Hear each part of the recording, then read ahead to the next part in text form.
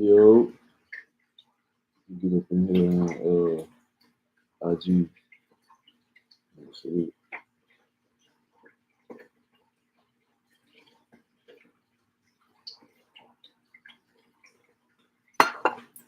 Yo, Grand Rising family, 615 in the 615, 615 in the 615. Salute. All my family, my soul, spirit tribe out there. We tapping in today, picking right up where we begin at with from the Browder Files.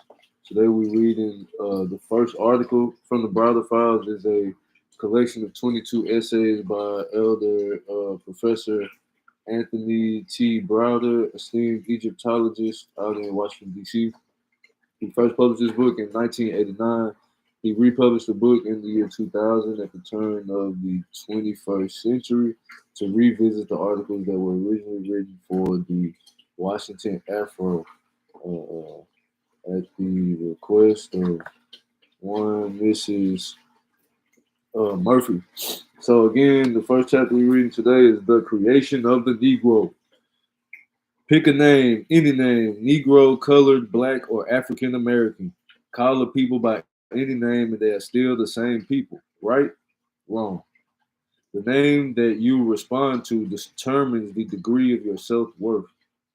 Similarly, the way a group of people collectively respond to a name can have devastating effects on their lives, particularly if they did not choose their name. Asians come from Asia and have pride in the Asian race. Europeans come from Europe and have pride in European accomplishments. Negroes, I'm to assume, come from Negro land, a mythical country with an uncertain past and an even more uncertain future. Since Negro land is a myth, where did the myth of Negro originate? The key to understanding what a Negro is to understand the definition of that word and its origin. So, Virgin is telling us that the root of the name and the word should signify a place. Asia, Asians, Europeans, Europe, Negro land, Negroes. Black land, black. So he's saying where is niggas from, basically.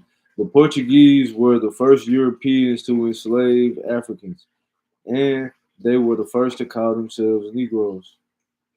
When the Spanish became involved in the slave trade, they also used the word Negro to describe Africans. Negro is an adjective that means black in Portuguese and Spanish. But since 1444 and the beginning of the slave trade, the adjective Negro became a noun and the legitimate name of a newly enslaved people. So, bro, saying in the year 1444, at the beginning of the slave trade, the Portuguese and the Spanish over in Europe was using the adjective Negro, which became a noun, and that was the legitimate name for these people that was enslaved in Africa. Both the Portuguese and the Spanish languages were derived from Latin, which have their origins in classical Greece. In most European languages, the word for black was typically associated with aspects of death. The word death is derived from the Greek word necro, Necro, which means dead, and is similar in sound and meaning to the word Negro, Negro. So it sounds like and it looked like, and what it means, necro and negro and necro is similar, is what it's saying. Throughout European history, the words necro and negro were commonly used to reference the physical, spiritual, or mental death of a person, place, or thing. So necro and negro both sound alike, look alike, and they both mean that something is dying physically, spiritually, or mentally. Historically, when the Greeks first traveled to Africa 2,500 years ago, the Egyptian civilization was already ancient. So he said when white folks got to Africa, Africa was already old. Egypt was already an ancient place. And that's ancient to us when they went there. Okay, so boom. The Great Pyramid was over 3,000 years old, and the Sphinx was even older. Writing, science, medicine, and religion were already a part of the civilization and had reached their zenith. Okay, welcome in, Created in Silk. Today we are reading from the Browder Files, 22 essays by Professor Anthony T. Browder in 1989.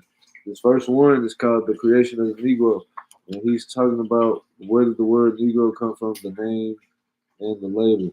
So he just in this paragraph talked about when the Greeks first got to Africa, Africa was already old, Egypt was already ancient, the pyramid was older than 3,000 years ago.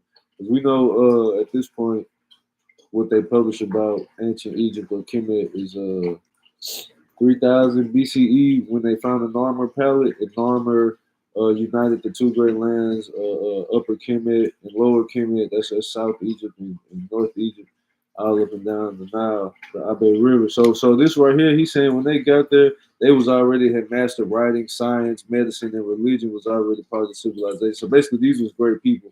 The white people discovered them.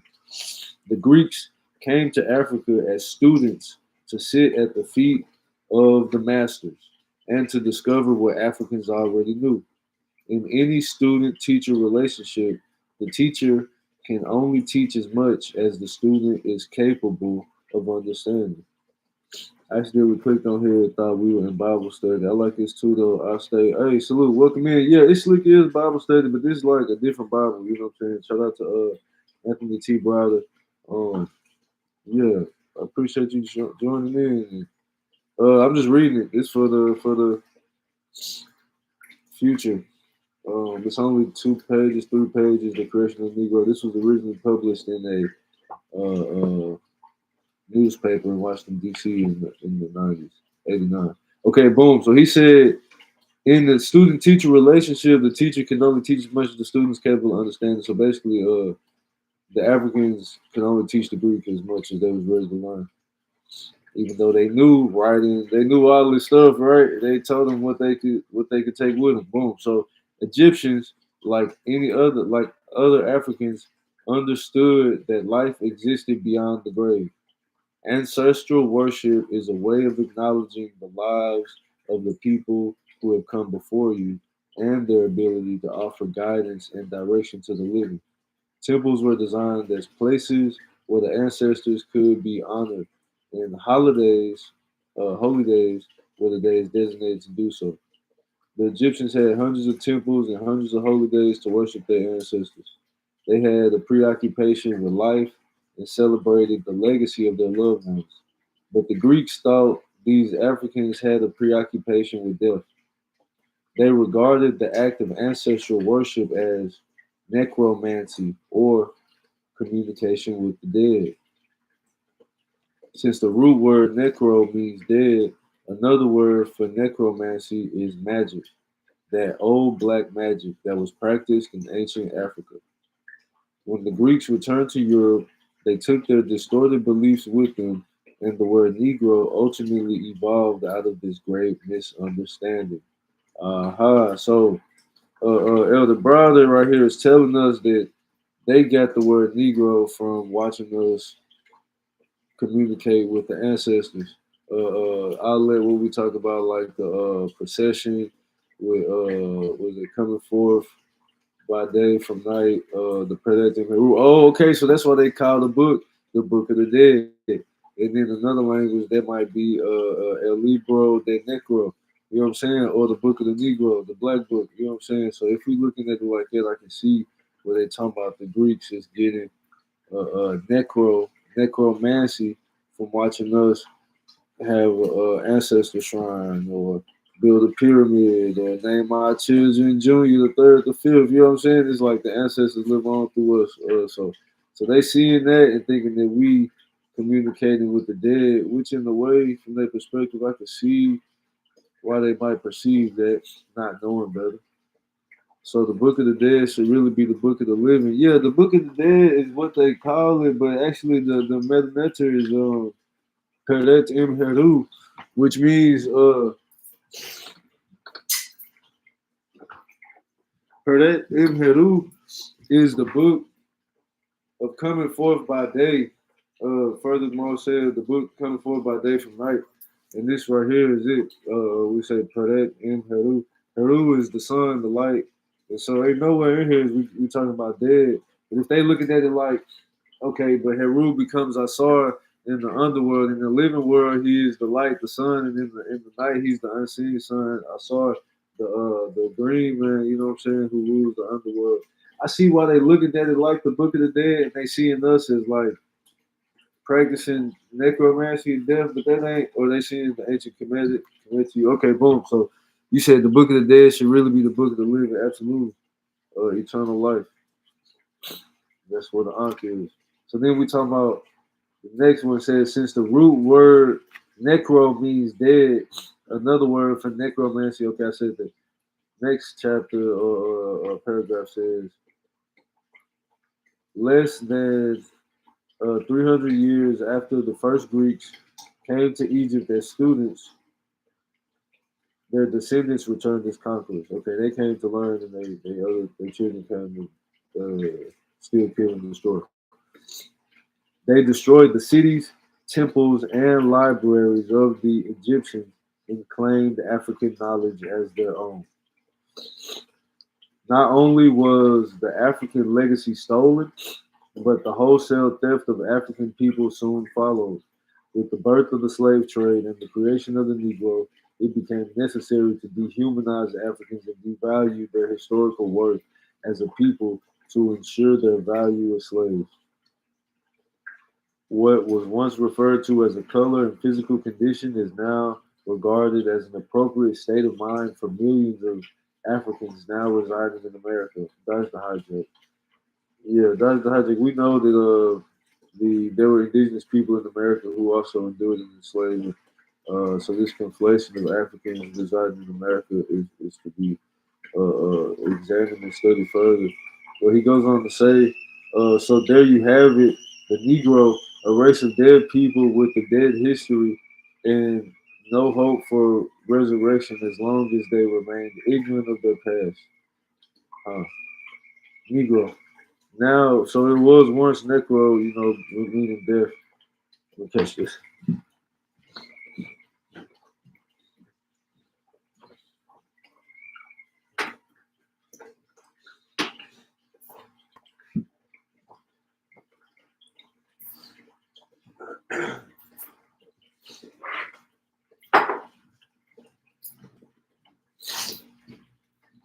All right. Had to grab that tea. Yeah, they was obsessed. They really was obsessed and still are.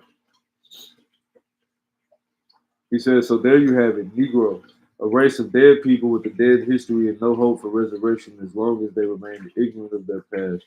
This was a triple threat, the death of the mind, body, and spirit of the indigenous people. It was strictly forbidden for Negro slaves to learn, read, or write. Such knowledge was key to liberation and placed firmly out of reach. As Negroes became educated, however, they sought to redefine themselves. The evolution of the Negro from colored to black to African American to African represents a progression of self consciousness.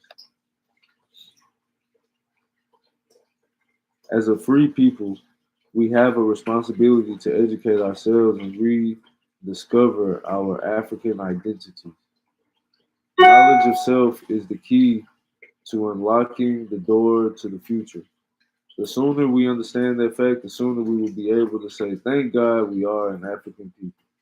Okay, and that concludes. Hey, salute, creating the city. Thank you for joining in.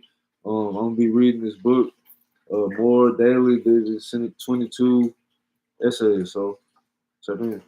Catch the lives and replays later. Until all right, so he talking about, in this is the conclusion of the article at the end where he says that as we grow in our identities, we may thank God for our new knowledge of self. He ends his point to say, "Thank God we are an African people." He goes on to give his commentary, and before I read into his commentary, I will give my own commentary. Salute. I think that these last few paragraphs that conclude the article, he says, from the time when they came, they stole, their children came, they destroyed. Then now, we live in this distorted mindset, from having this triple death. I think that is actually very potent. So there you have it, Negro, a race of dead people with a dead history and no hope of resurrection as long as they remain ignorant of their past. Right. So it's like we had been disconnected from that uh, root in Kemet, and then from Kemet out into the destruction and Ma'afa, Europeans as they continued their civilization in the world, the civilization of indigenous melanin folks out of Egypt that spread off into the world, into the rest of Africa. Egypt also had it was the two great lands, right? So we know that there's Kemet here in America as well, as evidence through the Grand Canyon and even in the name America, Tamaray, Tamarica, Tamaraka, Morocco. You know, the two great lands, Morocco spread, and we know Morocco. This is Morocco from the Treaty of friendship, peace and friendship, being the oldest civilization on the world, as evidenced in the 1994 UN decade, brought forth to us with Empress Verdiachi, and the Washington Doug the Mountain Moors. But this is my point in saying is that Kemet, as he make these points about Africa and so forth, African Americans, is not fully a hijack. It's just that we take it now further to know we as a free people have a responsibility to educate ourselves and rediscover our true identities.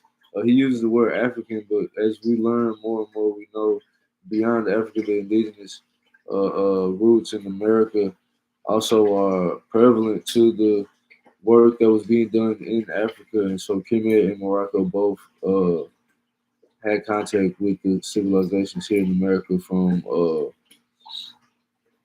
whether that be from Kemet to America and America to Kemet and back and forth. We know that in Louisiana as a trade point, poverty point, as they call it now, dodged the hijack with the name. Shout out to Corey Mile. We also know that up in the Great Lakes region, there was all the copper coming out for the Bronze Age.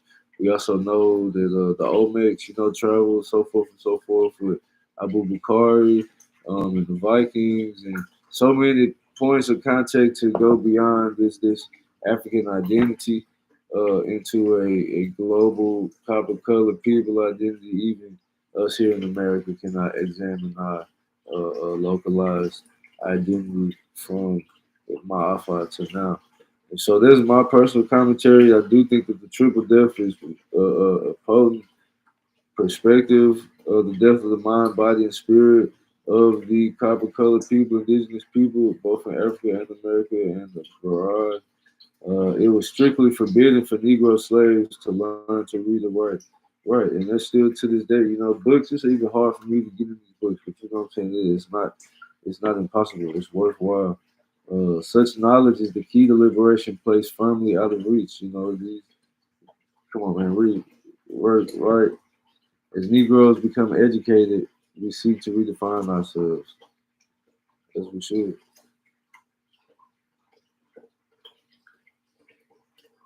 All right.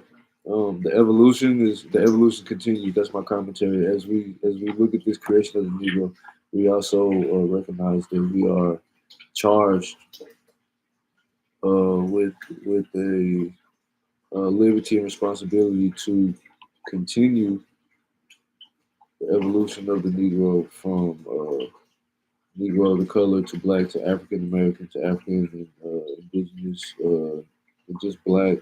What folks want to call black with a capital B, Afro to American to copper colored indigenous folks, continuing this evolution from the year 2000. Again, what me and Brother Omar we reading from the Browder Files, 22 essays. This the man live in DC.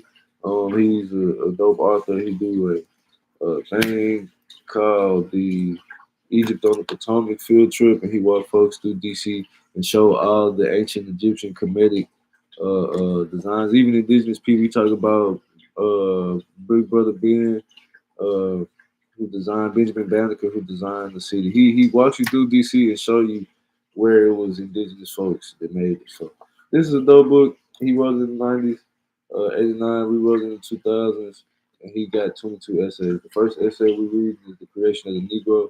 I just finished it, gave my commentary. And now I'm going to read his commentary.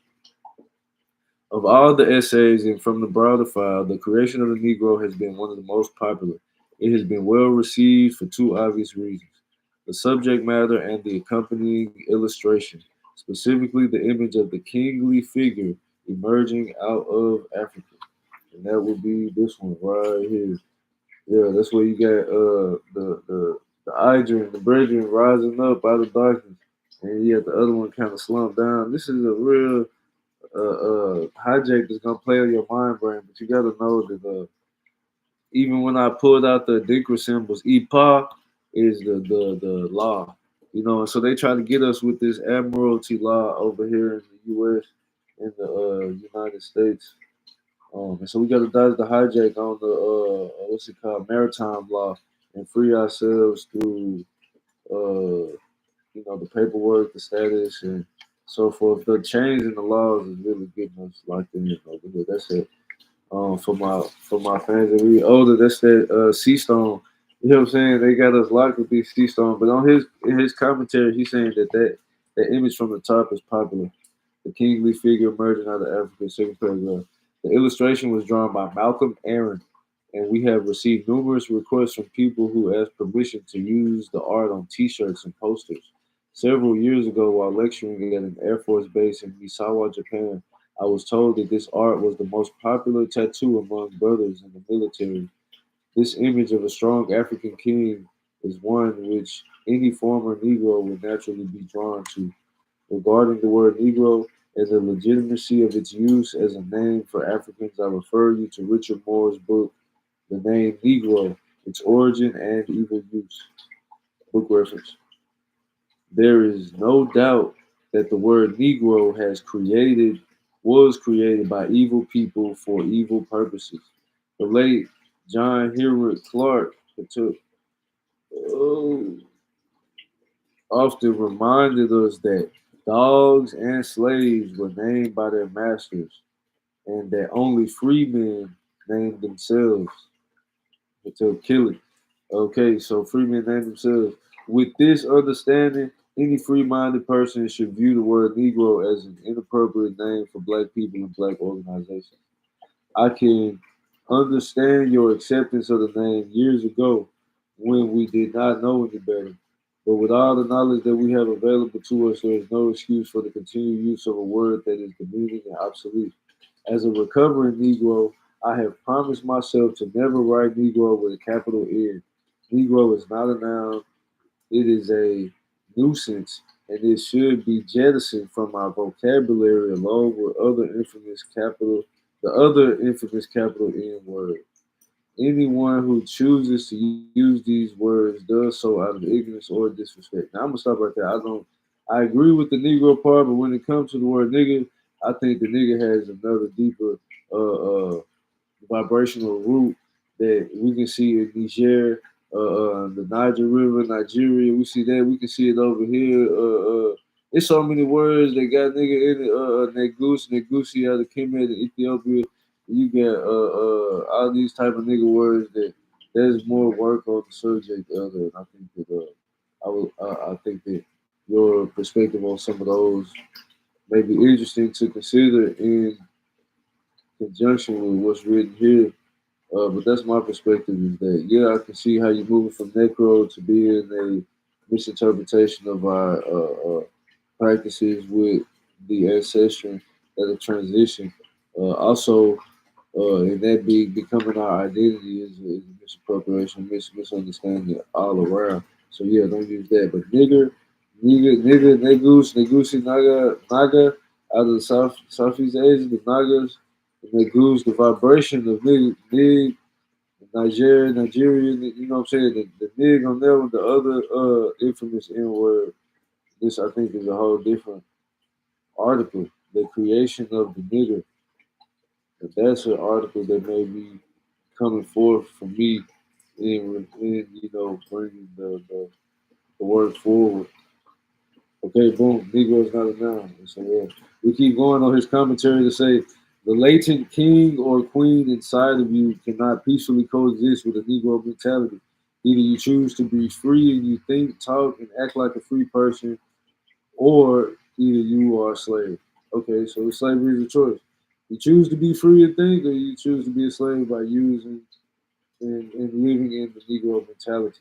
You cannot be both. You can't serve two masters, both ignorance and knowledge. Be clear, partner. Be clear. Cannot be both. That's his commentary. Now we go into references and suggested readings. His references are S.E. Anderson, Salute the Anderson Plan, The Black Holocaust for Beginners, 1995, in New York. Sheikh Anta Diop, Hatepu, we get love from them. He talking about the African origin of civilization, myth and reality. And that's out of New York in 1974. George and James Stoller Legacy, Hatep. That's 1976 in San Francisco. Richard B. Moore, The Name Negro, Its Origin and Evil Use. That's coming out of Baltimore in 1992. The Temple. And we also reference Chancellor Williams, The Destruction of Black Civilization. That's coming from Chicago in 1976. Third World Press. The tip, the Temple family. Get y'all this book.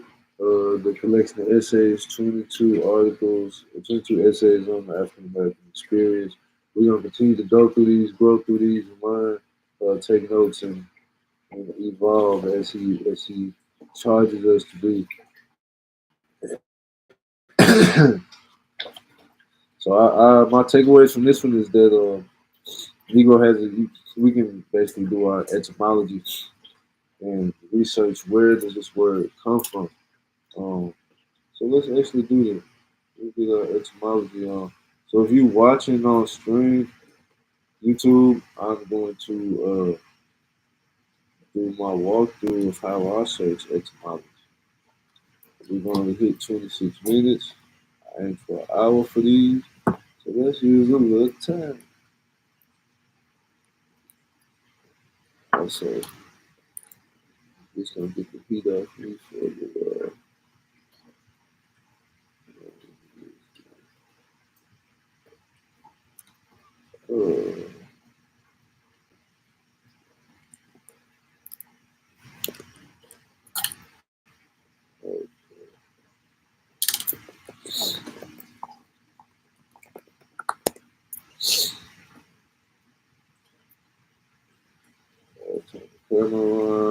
Hey, who we got in the building? Who we got in the building? I see somebody that disappeared.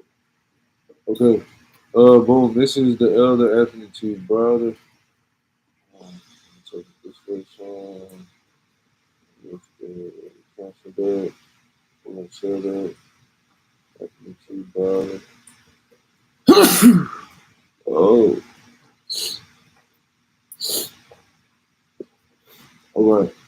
So the tip. This is our elder Anthony T. Browder.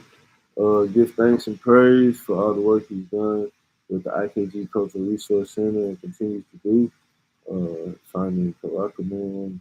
I pray that one day, if in alignment, I will support in the ways that I'm able. Hatep, give praise to his family. Um, respect to his mother and her journey forward in the ethers. Also, love and praise and respect to his daughter. Um, because she coaches well. This is my entry into his work, and not valid contribution to civilization. I stand by that one. Up and down.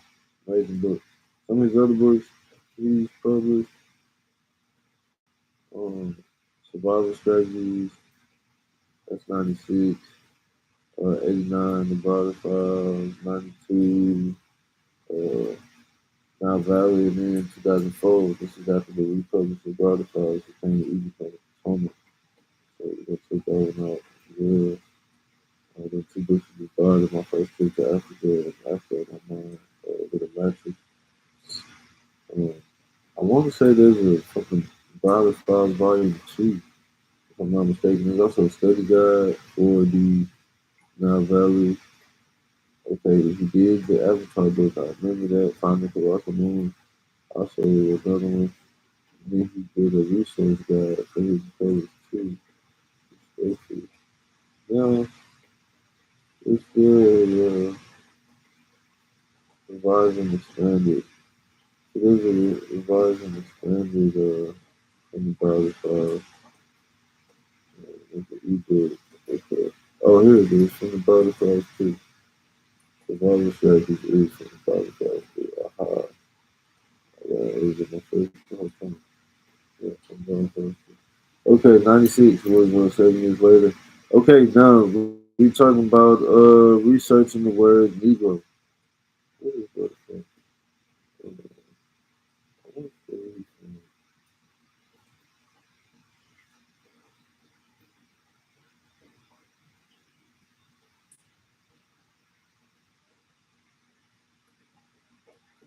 The Luther Temple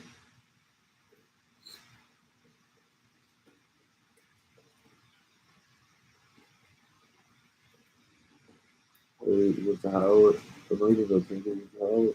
Anthony T. Browder, author, publisher, cultural historian, artist, education consultant. He went to Howard College of Fine Arts and he's lectured all around the world on African and African American history, culture. Many times to Kenrick, boom. You're awesome. Very great man to aspire to learn from and be and pursue your knowledge. Be uh, studying beside. Okay. Um, so this is what I was doing. It was a good thing.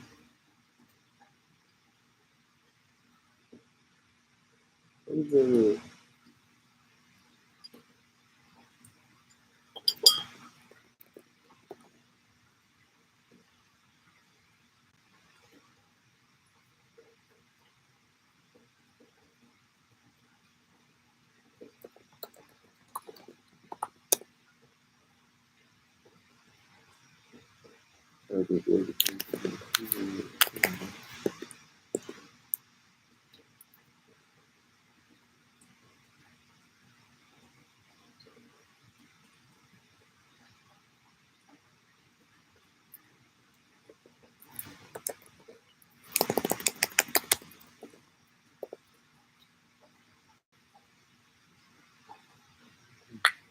you got to get the people too? There you go. All right. The elder, I'm not seeing the Wikipedia page for Anthony Browder. I aspire to stay on Wikipedia as well. Yeah, research. I don't know what to put from. They said Oak Park High School. It might sound like Oak.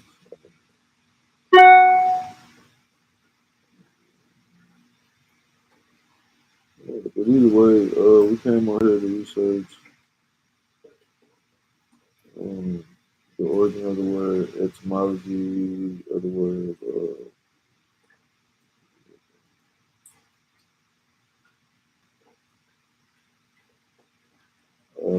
Oh, he's going to school in England. That's awesome. They teach him about some books and books and books. Yeah, salute RPG Research Center. Yeah, you want to learn more about RPG Research Center, you type in IKGCultureResourceCenter.com. They do monthly lectures. Um, oh, he got a book coming up. The Dynamic City Cultural Research. Oh, it's maybe Thomas. Um, you can donate here on the page. You can get some of the store items, books, and support the restoration of the great work and commitment. Now, when we research in etymology, I usually would just type Negro etymology. Right, creation of the word Negro. Negro. It says Spanish from Niger, black, and Latin. Then we get to Portuguese and Spanish Negro in the 1500s. Yeah, he said 1444. Noun offensive, dated. We got a tag on it. Noun, Negro, plural noun, Negro, a black person, adjective, Negro, related to black people, usage over time. Alright, mentioned in the 1800s, it went up in the 1960s, and pretty low here. I don't know what this is, how they're spelling this, but these are years, it's about 50 years, 100 years. So we could get a better chart. Alright, now the green one is ooh, all lowercase, Negro. Alright, but this is going back to the 1800s. I want to go back to the 1200s. Alright, 1500. You said 1444 was the 2022, okay. Cool, cool. Alright, all lowercase Negro. So this scale over here is on the point 0.0005. So a half of a half of a half of a half of a percentage up to a half of a 1 point, a tenth, half of a tenth. Alright, for all lowercase. Okay, boom. But the highest usage. So right here in the Civil War, about 1866, that's where all lowercase Negro peaks in English. Case sensitive, case insensitive. Alright, case insensitive. There we go. Smoothing. Let me do no smoothing. No smoothing. Alright. Oh, no smoothing. 1555. Something is really happening with the Negro. 1555, we got 0.1%. Something was going on with the word Negro in 1555. Then we jump in another hot point, 1867. Then we jump in again, 1870s. And the big spike once more in 1960. Alright, now let's break the scale. Smoothing on 50. Yeah, EP in 1500. EP in about 1870. Okay. And then let's do a half scale 0 to 50. It'll be about 20. Oh, let's say 1550 again. Now we up there 1850. Hey, Francois, man, we studying the creation of the world, Negro. I'm looking at Google to search like when the word was used most recently and how it's 1865, 1800s. Yeah. All right, so this is interesting. So based on the research, what was going on in the 1550s up until 1860s? Since this is, the Civil War, 1960s, Civil Rights Movement, uh, 1700. So there's the English interaction with Spanish Portuguese. So this is what we're looking at here on this case. This is written about 1558, 1560.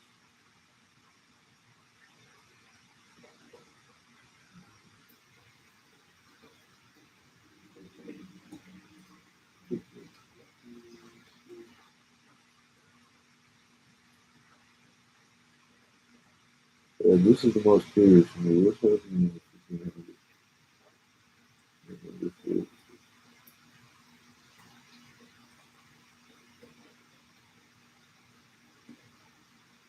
Huh. 1500.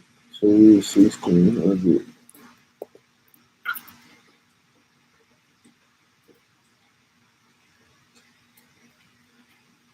1540,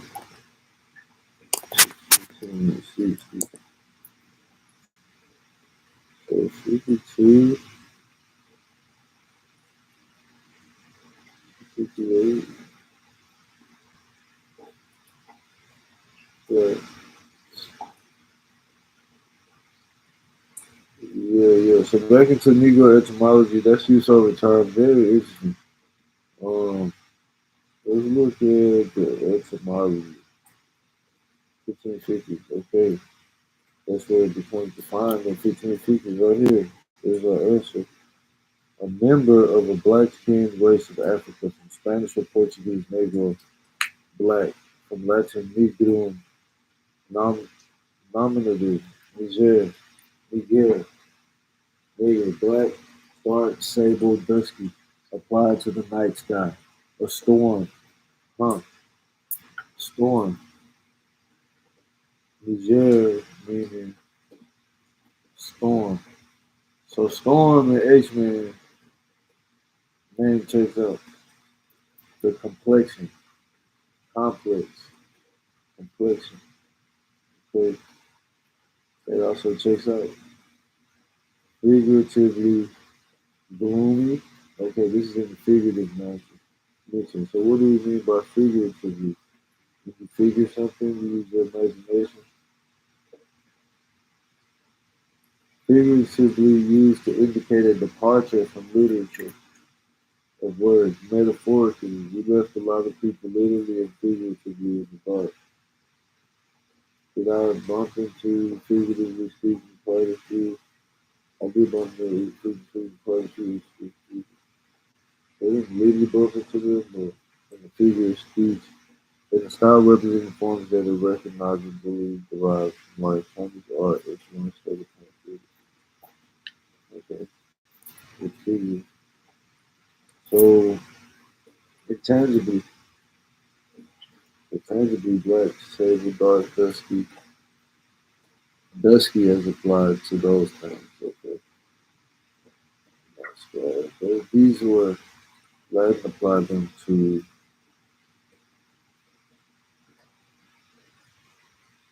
okay, figuratively gloomy, unlucky, bad, wicked, according to divine, a word of unknown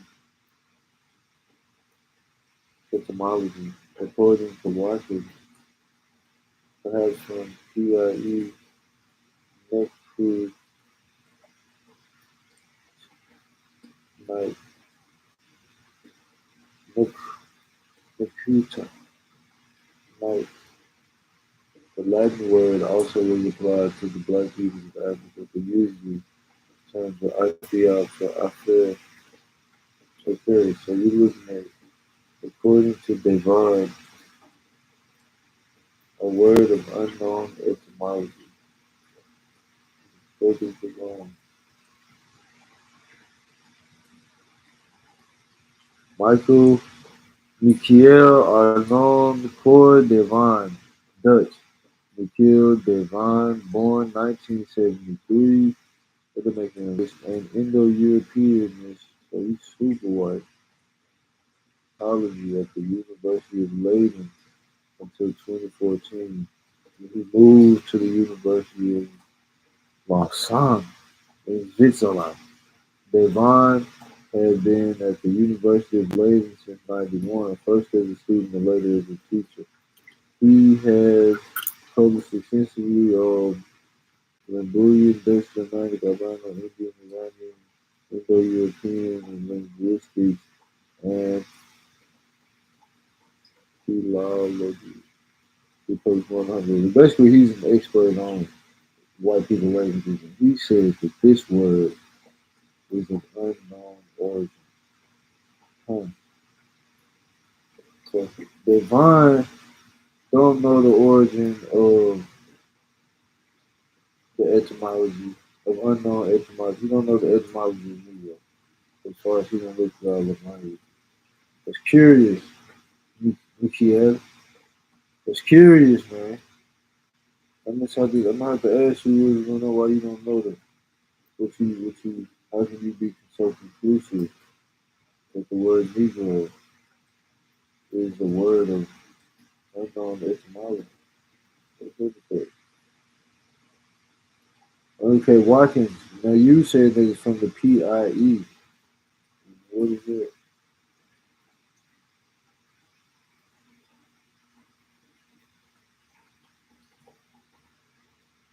Huh. No, no, no. We need to see what is PIE.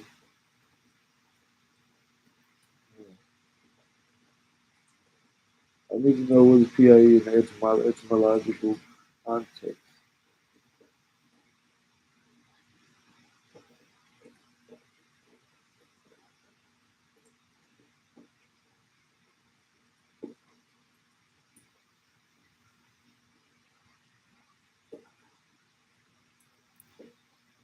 PIE etymology.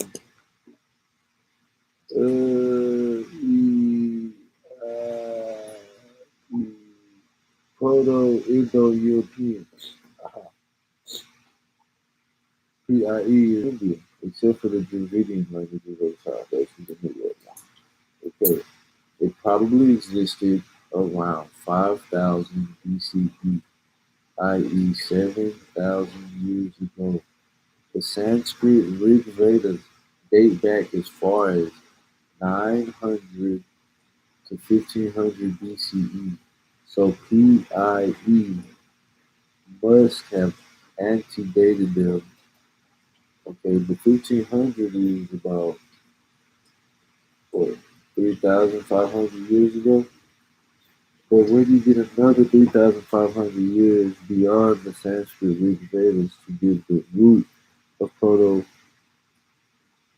Indo European ancestral language? Let's continue. The language over time developed dialects such as those between the northern and southern U.S. states. However, the people speaking these dialects migrated away from the center, and the dialects became so strong that the people speaking different ones eventually could not understand each other. So what are you talking about?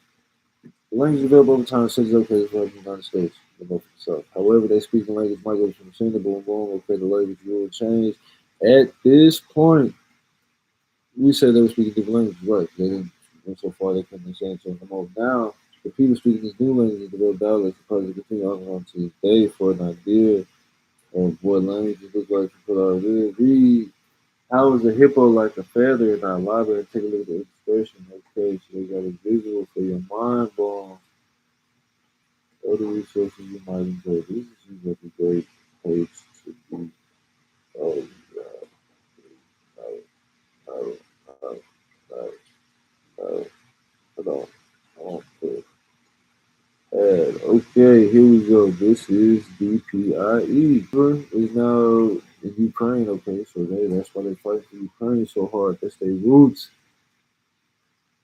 Spoke a language from which virtually all the languages of present day Europe and India developed.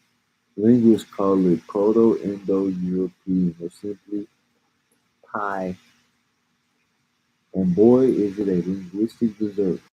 As the original tribe As the original tribe expanded, various segments of it moved further and further away from the central mother language, developing their own accents and dialects, much like those in northern and southern states. Hey, welcome in, Brandy, or Freezy. I'm not sure. I think it's Brandy. Brandy, I'm reading from this book, from the Browder Files. From the Browder Files, it's by Elder Anthony T. Browder. We read the article, "The Creation of the Negro." Now I'm doing my own research. He basically says that Negro comes from the Greek word necro, from when the Greeks went into Kemet and saw us do ancestral worship. Hey, Brandy.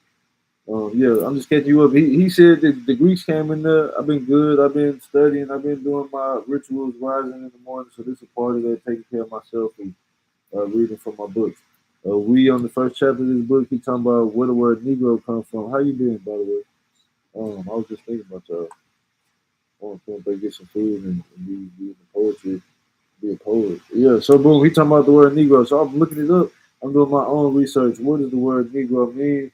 And in the etymology, they say they come out of 1550s. I also had looked at the calendar and it showed that in 1550 it was a point. But then, so I'm looking at it, and first off, this one dude, Devon, he said he's a word specialist, and he said, I don't know the etymology of the word Negro. So I thought, that's funny. But the next word specialist, Watkins, he said that it's perhaps from PIE, Nuke Nekuti, which means night. In the Latin word, they whatever. But I'm like, what is PIE?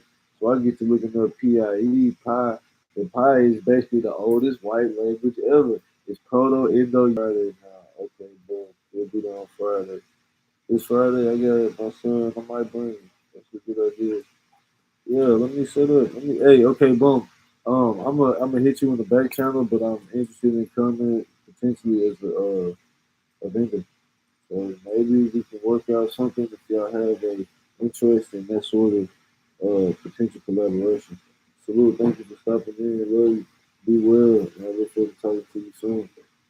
Yeah, get you a copper cup. Drink you some good energy in the morning. Charge your water. Okay, so that's it. Proto-Indo-European is the root word, the root language, and so we looking at them. It's Pi, and Pi they come out to Indic, it becomes Hindi and Bengali and Gypsy, but it also shoot over here, it becomes Classical Greek into Modern Greek. Down the middle is Italic, it becomes Latin, and then Latin turns to French, Spanish, and Italian. But then on this side, you get Germanic, which turns to English, German, and Swedish. And so they talking about this is if we speak in English every day, all day, it's important for us to know what is pi. Pi is the root language of this. They come out of Ukraine. So we talking about the Ukrainians fighting. Okay, boom. I'm going to finish reading this. Actually, how long is it? Yeah, let's go on and check in. As the tribe expanded various segments, so they moved farther and further away from the central mother language. Without TV, okay, mother language developing their own accents and dialects, much like those in northern and southern United States. Without TV and cell phones to keep everybody in contact, eventually those dialects changed so much they became different languages. Usually things like Proto-Slavic, Proto-Germanic, Proto-Indo-Iranian. The same process is repeated over and over until these languages until they reach modern French, German, Russian. So Pi is the Proto-Indo-European. Then we got the illustrated below. Click here for a complete list of the languages. Click here for a video exploring the languages. PIE is contain the word with three variants: pet, pot, which meant something like fly, flow, fly or flow, or both. Sometimes the FL in both English words they share the same thing, fly and float. They both come from the fl, which is hot pet, which means the forms probably corresponded to these tenses. Or we got grow and grew, flow and flew, uh, pets and pots. We don't know for sure what relation broke down in the dialects where they became separate words. When they became separate words, their meaning began to change in the various languages they were using. In the Greek dialect, the pot variant became the word for river, patmos, putmos,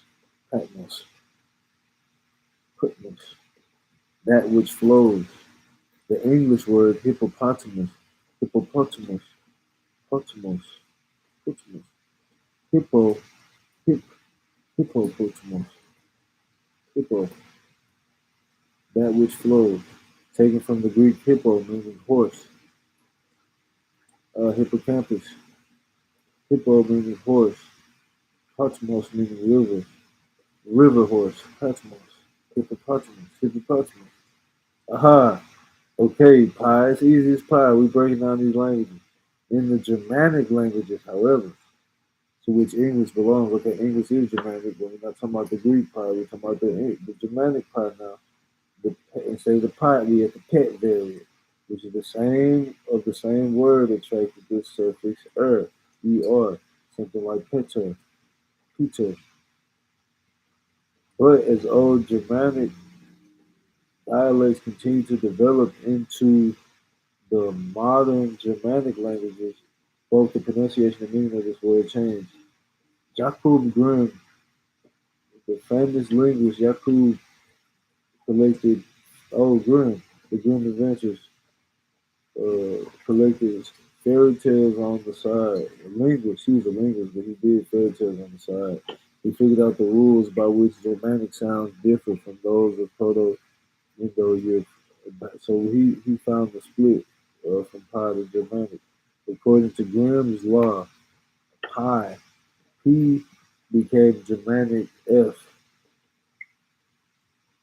Pi, T became the Germanic TH, and Pi K became the Germanic KH, spelled GH in English, like in the word night, light, right.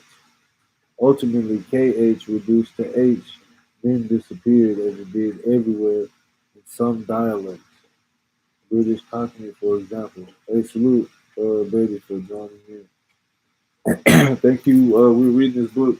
I only got a few minutes left here on my live, but in conclusion, this is so interesting. I would love to pick this up in the future. He says the P becomes the F in Greek. Tripod, English foot, pod. Okay, Greek pod. Pod. Pod. The English. So what's happening here? English is instead of the P is the F. So the PIE becomes a Germanic F. So English we got foot, Greek we got pod, ped, pedicure, okay. We got like 2 minutes left. Okay, in Latin we got predict, pre. In Latin we got pre, English we got four, Greek we got pter, English we got feather, pter on means wing, English fiter, Latin pater, paternity, English fater, father, Latin we got lux, Luk, but the K became KH. Lux, look, looked, licked, light. Latin we got rectus, which is straight. The KH is the GH, so in English, the K becomes GH, so in English, the rectus is right. Thus, pi the hippopotamus with the feather share a common origins. That's how hippopotamus and feather is connected. By the way, the suffix er has played an interesting role in these words. The suffix derives the agent, someone who does something. So it's a er is an agent, like a runner, a jumper, a baker, e.g. baker, slicer, instrument. Russian places its own suffix ica on the pt stem, and guess what that was? Ptika, Ptika, bird, one that flies. Greek also used the vowelist form er, which is pteron wing. Pterodactyl, the wing fingered one. Wow. Remember, the magic word is linguistics, a very new science. Etymology is the study of the historical development of words, a part of the historical linguistics. Check with other linguistic programs in the university near you. Okay, boom. This is the origin of the word Negro, black. It goes on and to talk about Blackamoor and Moors and so forth. Blue man, we're gonna tap into that later. Thank y'all, family. I love you, man. Salute. Shoo-shoo. Yeah, okay. That was the Instagram. Um Goodbye Instagram. We're gonna save y'all for later. But to finish this, we're gonna here talk about let's see, it goes on to say wow. So now we're looking at nuke night. The Latin word was applied to the black people as an adjective from the 1590s with a capital N became general early New York Times style book in reference to the U.S. citizens of African descent, um, associated with white imposed attitudes, and the role of the word was ousted in the late 1960s in this sense by black. So they became a new identity in the 60s. Professor Booker T. Washington being politely interrogated as to whether Negroes ought to be called Negroes or members of the colored race has replied that it has long been his own practice to write and speak of members of his race as Negroes. They were using the term Negro as a race designation to employ the capital is. author in 1906. The meaning of African American vernacular um, English language spoken by U.S. blacks is from 1704 French Negro, African American, Negro, which is a 16th century borrowing from Spanish Negro, uh, meaning is from the French negative, is borrowing from Spanish Negro, and older English words with more and black and more. For Negro with more and black and more. A Middle English word for Ethiopian, perhaps also a Negro generated. So they're conflating even here in the online etymological dictionary that um, Negro equals Negro. Okay, so there's and from the 1960s there's black. Pre 1960s up until 1550 is Negro. Pre 1550s in Old English is Moor. In Middle English, it was known that Moor and Blackamoor was a substitute word for Ethiopian, which now we relate to Negroes. Negro here, as according to the etymological dictionary, via the perspective of Middle England, Negroes are Ethiopians. A Middle English word for Ethiopians or Negroes. Now continue. The word in Middle England for Ethiopians is a blue man.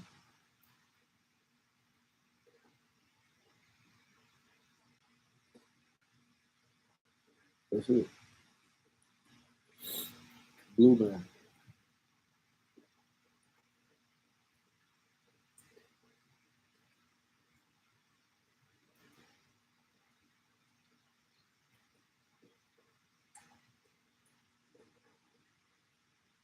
Negro, Negro, Negro.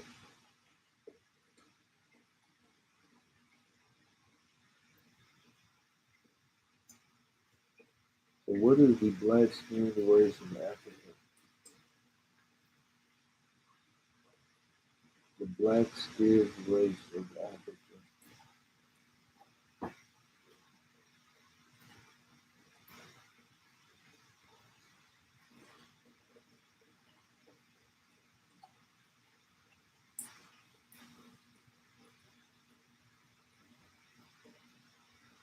A black skinned race of Africa.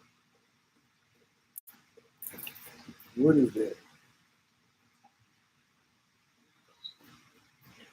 A black skinned race of Africa.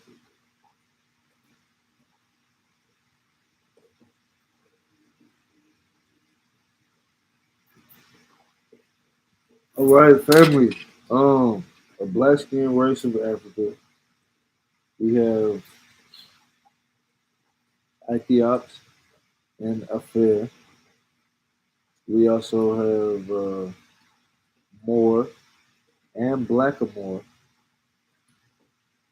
We also have Ethiopia, Negro, the third Booker T. Washington, with the capital N. We also have Blue Man.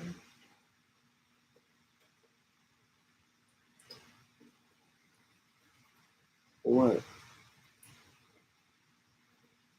No entries for Blue Man.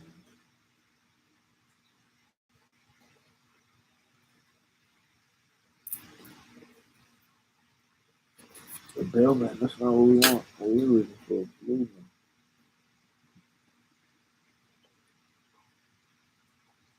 Ethiopian, also a Blackamoor.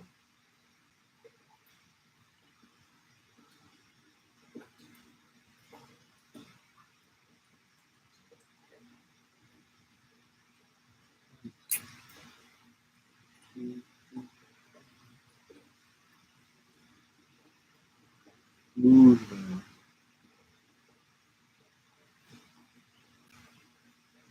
Blue Man, University of Michigan.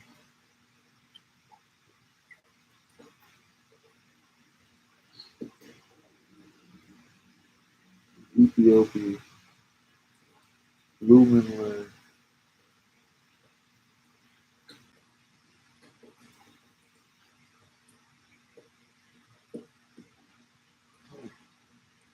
a blue mane, man of Ethiopia, changes, uh, what the skin, quoted association, 1387. Pat is accounted by the blonde beside Ethiopia, blooming blonde, Ethiopia.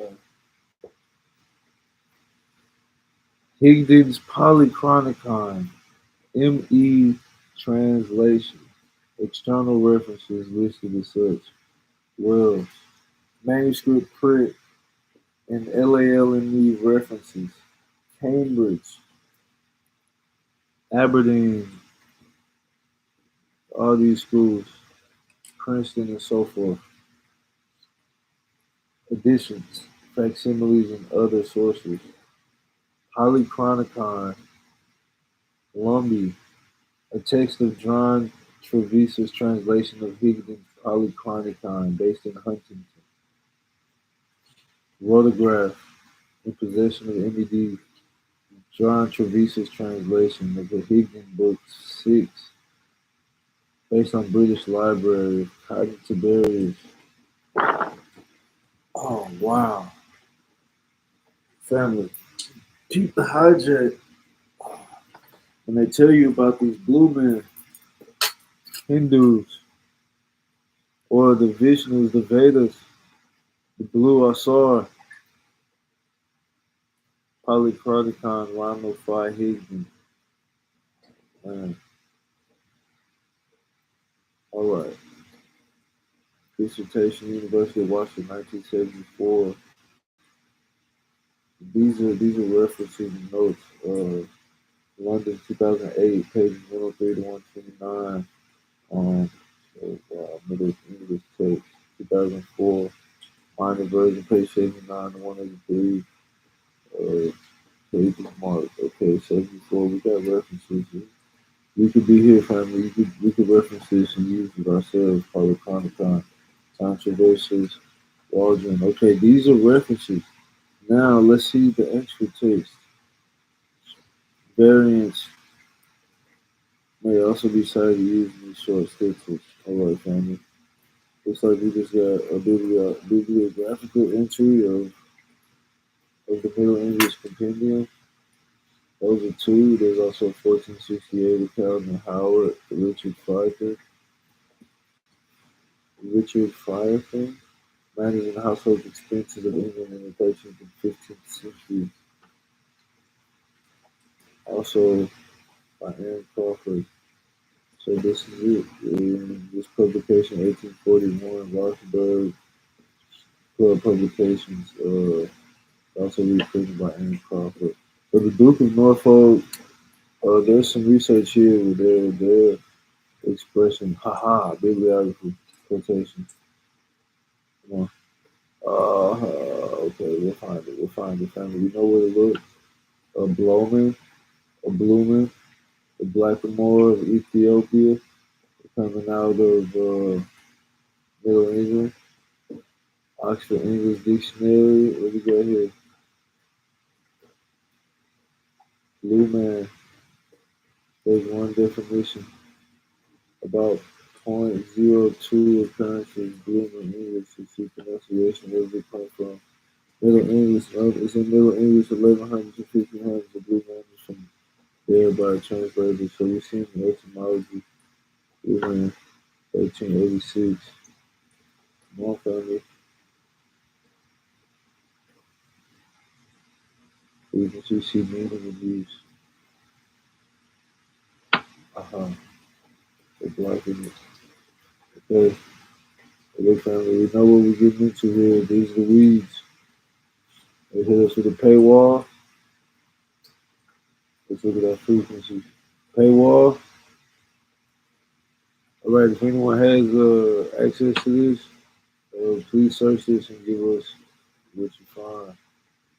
Put that use paywall again. And where does it come from? I was just on here again. Paywall. Okay. Now, family, respectfully, we have our work set out for us. Blooming, the origin and creation of the word Negro. Salute to the elder, Anthony T. Browder. With his book family next week. Tomorrow, we'll be reading into the next article, which is the mother of mankind. Remember, these first three articles are foundational to what we are doing here, defining the Negro. Give thanks and praise to all my peoples. Thanks and praise to the ancestors. More life, more love, uh, more joy, more power, more respect, more good things. Family to all those that you love and cherish. Continue to hold them close to your heart and hope. Beyond.